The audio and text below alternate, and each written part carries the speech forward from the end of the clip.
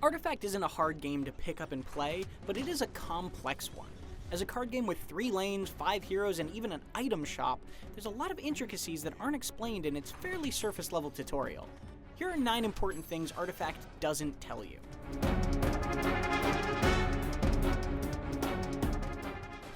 Decks have a minimum of 40 cards in them, but 15 of those cards are determined by your heroes.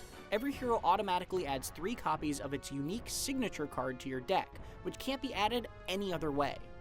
That means if you see Zeus in a lineup, you know Thunder God's Wrath is in that deck, and it also means if he isn't, you don't have to worry about this happening.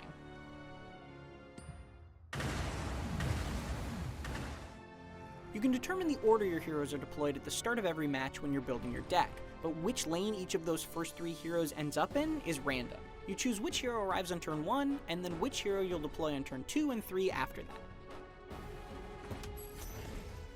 Who gets initiative and can act first in a lane is determined by whoever passed first in the previous lane. That means you can make sure you go first by passing after your opponent takes an action. Certain cards can even give you initiative, which either lets you immediately act again or pass to keep initiative for the next lane.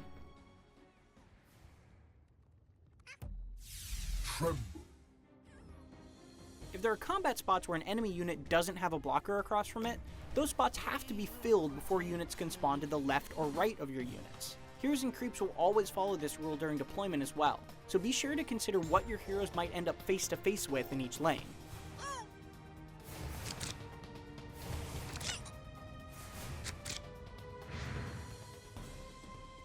If a creep or a hero spawns in a combat spot where they don't have a blocker, they'll be dealt a targeting arrow with a 50% chance to go straight and a 25% chance to either go to the left or right.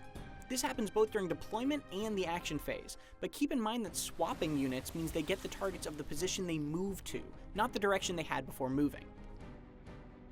The middle shop pile is the only one that will have more than one card during the shopping phase, since it's made out of the item deck you build before a match.